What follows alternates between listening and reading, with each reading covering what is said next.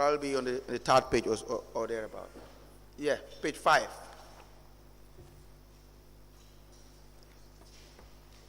Page 5 of council. Can you please read for Council Development Fund.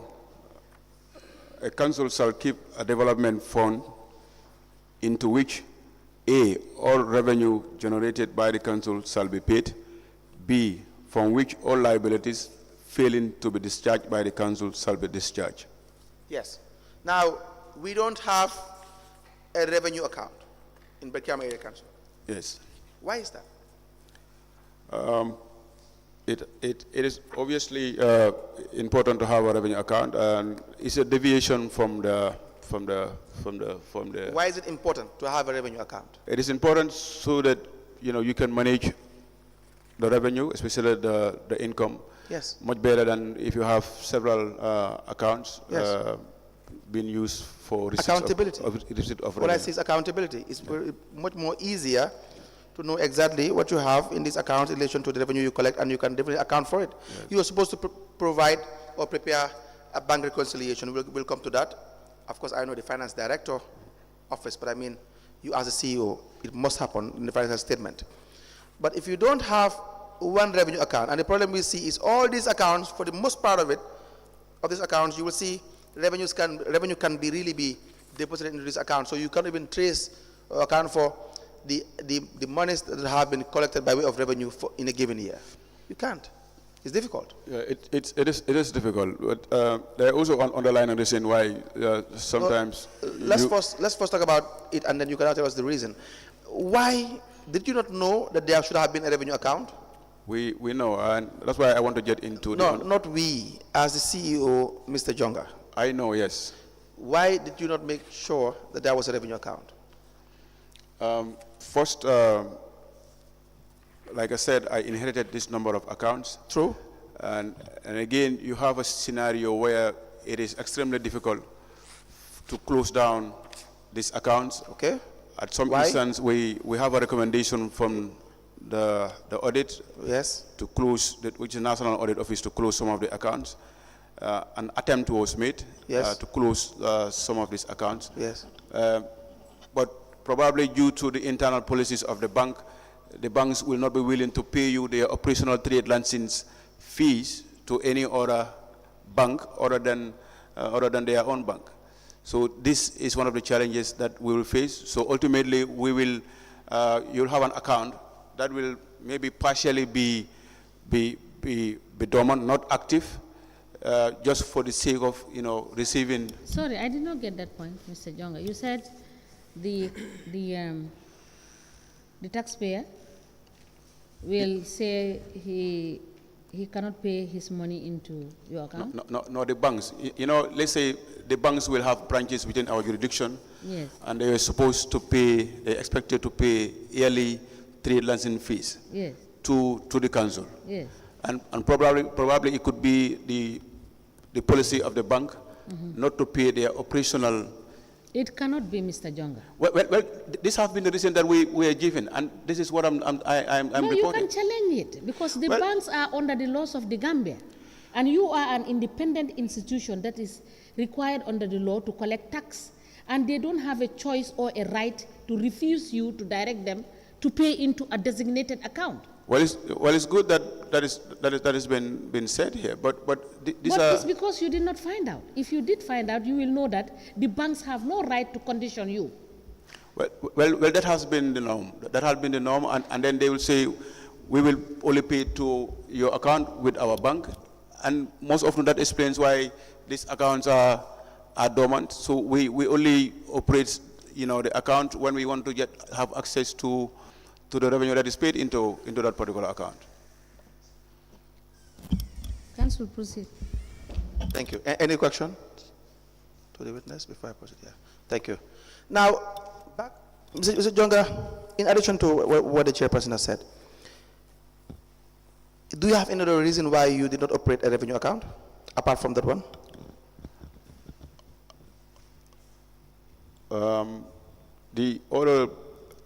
Of course, when we have the IFMIS, clearly we are required to to have a revenue account. When did you have the IFMIS? I think we went live in 2021, but a few seconds, let me confirm.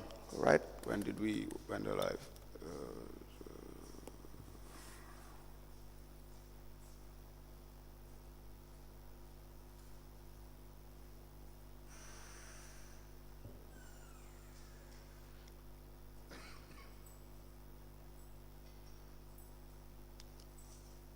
July 2021. 2021 July. Yeah, all the councils, yes.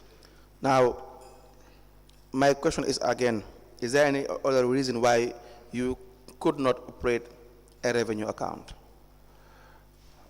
No, other than that, when IFMIS came, we had a revenue account because we were supposed to, provide the details of a particular account to serve as a revenue account and also development account. The reasons you have given, do you think they are genuine enough to not have a revenue account? No, they are not genuine. I gave 3 reasons, but they are not genuine. They are not genuine. Yeah.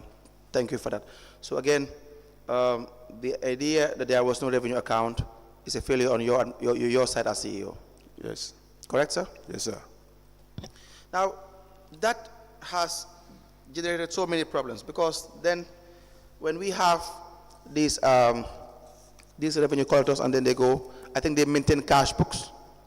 They maintain cash books. Yes. And they are supposed to be audited, and then, like you've highlighted, there would be issues wherein they will come to the internal auditor, they will be audited, and then they are expected now to go to the cashier, Mr. Kante. Yes. And he also testified. And then they will be given a receipt in accordance with the audit. The audit would have confirmed that the amounts they have collected is probably declared. And then now they will be given a GTR receipt by Mr. Kante. Is that not supposed to be the procedure? Yes. Now, of course, where you have multiple accounts, then it's difficult to trace these monies. You can't quantify these funds that are generated by so many revenue collectors, but we have already discussed that issue. The other issue is, before, were all revenue collectors required to make payments to bank accounts when they collect revenue? Yes. When was this? When was this instruction given? 2020. 2020. Yes. So by 2020, when you came, the reason why I'm not too much bothered about the 2019 because probably you were there for about 3-4 months. Yes. Yes. But let's two just months. primarily focus on 2020. So from 2020 moving forward, is it some of the revenue collectors are required to make payments to the bank or all of them? Because we have revenue collectors who will come here and say that they were given the instructions in 2021. Was that true? The manual clearly says the money that you collect should be deposited in the bank. That's what the manual says. I don't expect the revenue collectors to know what the manual says. Yes. Some of them can barely read and write. We have that issue raised by the chairperson that, and it's of interest that there are some revenue collectors that cannot even read and write. Yes, I have no problem with I'm just saying for the purpose of the job that they are employed for, they can't even read and write, and it's a problem.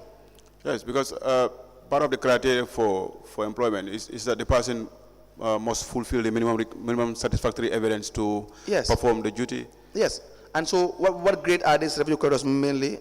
What would be their grade?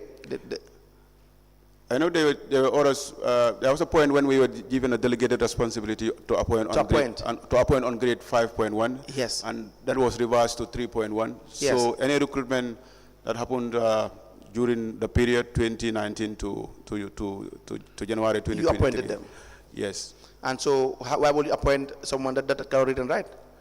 No, the revenue collectors that I appointed met the minimum requirement, the satisfactory requirement. No, we have. Maybe you can give me the names that you have who cannot read and write, and I will tell you that, probably he or she was not appointed during my time. Okay. That's fair enough as well. So, but we will give you the names after break, Okay, and you can advise us as to when they were appointed. Okay, sir. Okay. But then you have said it is across the board that all revenue collectors must deposit the money into the bank accounts, Yes. and there was no exception. No exception, no. And so, because there was no exception, we have had instances wherein, in most occasions, most of the revenue collectors would not deposit the money into the bank. And this has been flagged by the internal audit. For instance, on page 27, you will see on page 27, if you are there with me. Okay, 2 minutes, few seconds. Yes. Where you have posted transaction without cashier's receipt by collectors, for instance. Yes. It says, during our review of the market collectors' cash book, we found out that some market collectors posted some transactions in their cash book that are not bearing the main cashier's receipt attached to that transaction to ascertain if the particular transaction was banked or not.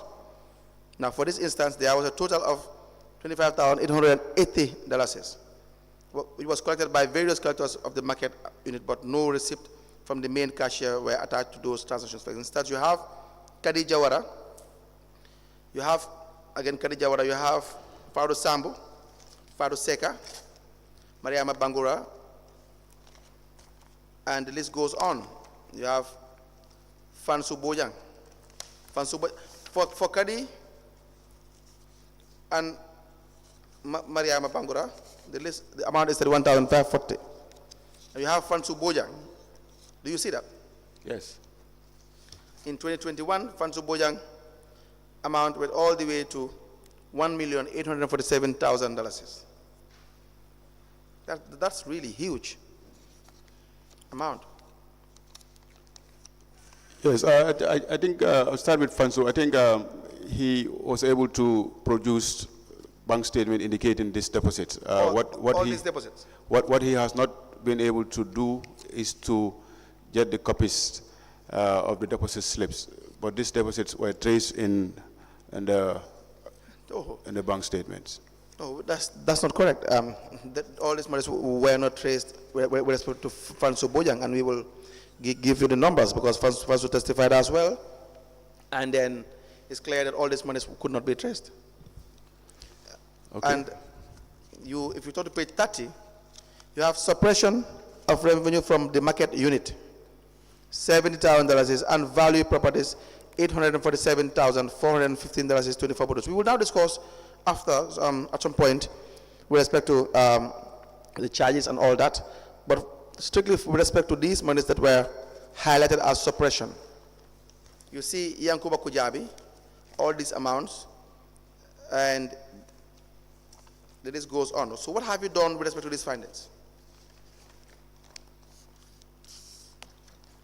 For Yankuba Kujabi? Yes.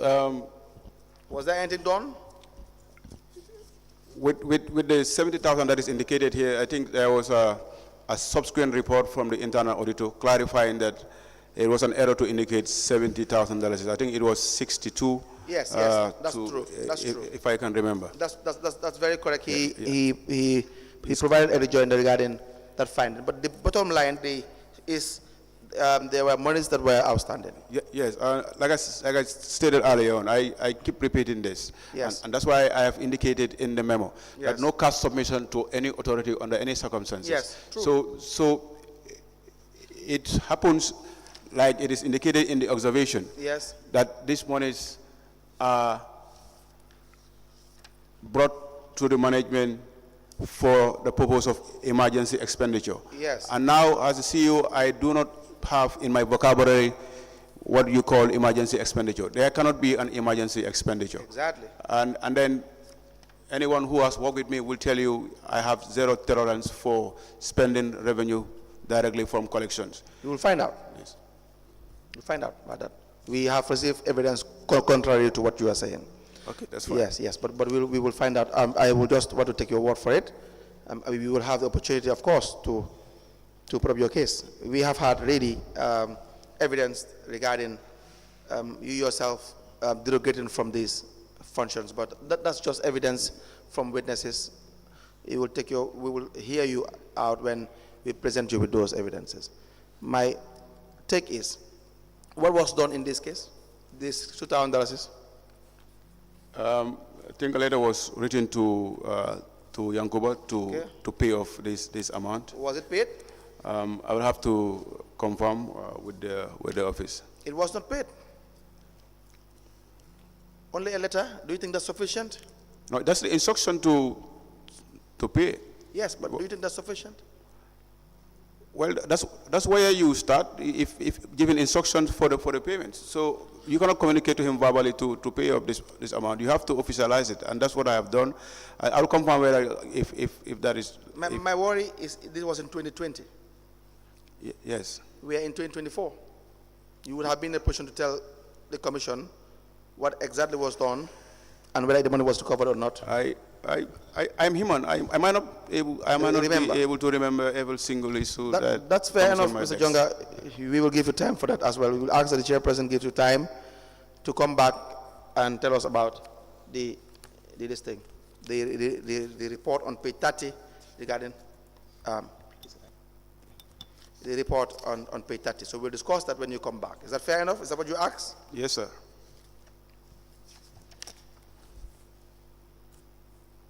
Now we also have on page 32 an issue of unaccounted transactions in the cash book of market collectors. So you see how prevalent, and this is just the internal audit report. It is different from the findings we have in respect to the investigation conducted by this commission, and what we have really documented, and the revenue collectors will accept these findings. So the scale is really just unimaginable. Yeah, it is. I will also ask for a permission to confirm this, but as far as I can remember, I think there has been action taken for the recovery, of these 5,000 against each of the market collectors. We will wait. We will really give you time. You've asked for time. We'll give you time. Are you referring to page 32? Is that what you're referring to? Yes, sir. So you want time to discuss and find out these unaccounted transactions on page 32. Yes, sir. All right. Now, the issue of retirement, from when it comes to the year 2019 to 2023 or 2022, do you have any staff who work for Brikama Area Council that had to retire? Yes. That were due for retirement? Yes, sir. Was there anything done about it? It's also captured on the internal audit report on page 33?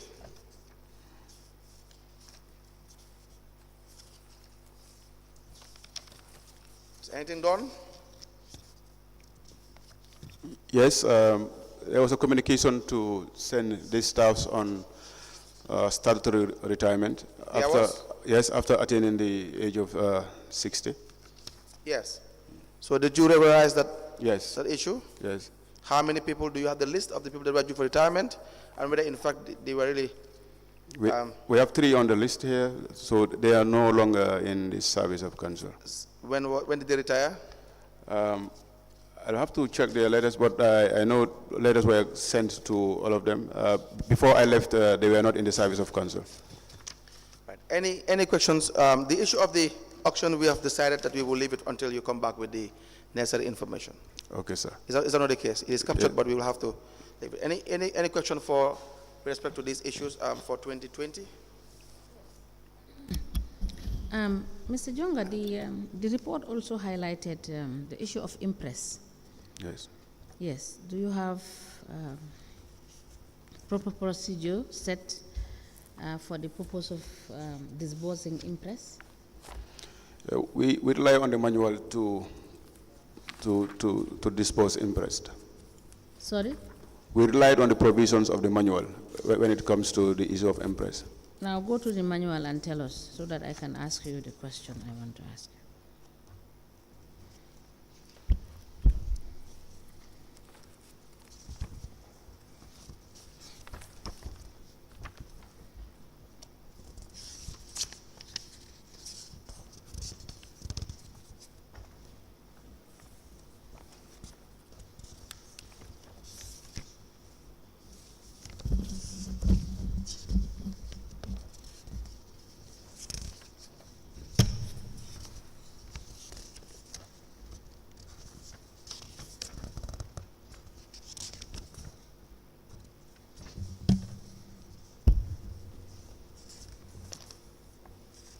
Did you see it? No, a few seconds. Just. You have the page number there?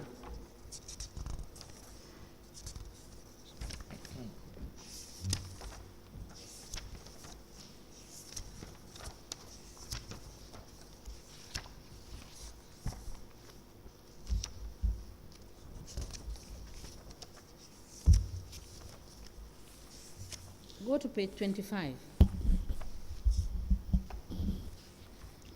Yes. Yes. Now, can you tell us 2020-2021, did you have cause to approve for the grant of impress? 2020. And 2021? Did you give approval for the grant of impress? And to who? I might not be able to remember the person. So please note it down and tell us how much impress was given in 2021 and to who, and how much is it, whether it was retired, and also in 2021.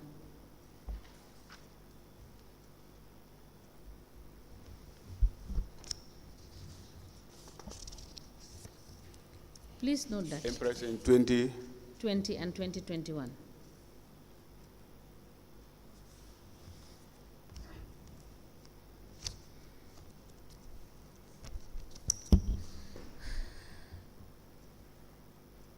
Have you noted that? Yeah. Yes, and the other question is, I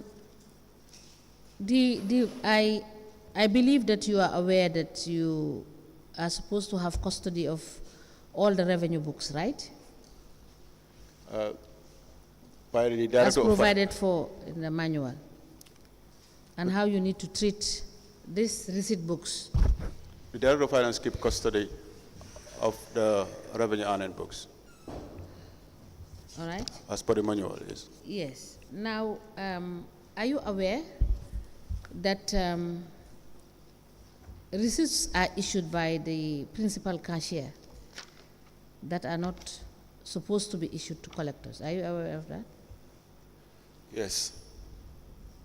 So, did you have any cause to look at, randomly, to look at the cash book of these collectors at any point in time when you were CEO?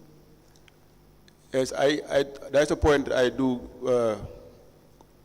review their cash books, but at that point in time, this particular case did not happen, where the principal cashier uses other GTR receipts other than the required GTR receipts. So you mean to say in 2020 and in 2021 that never happened? Now, there are instances where it happened. I cannot remember the year where the principal cashier will issue.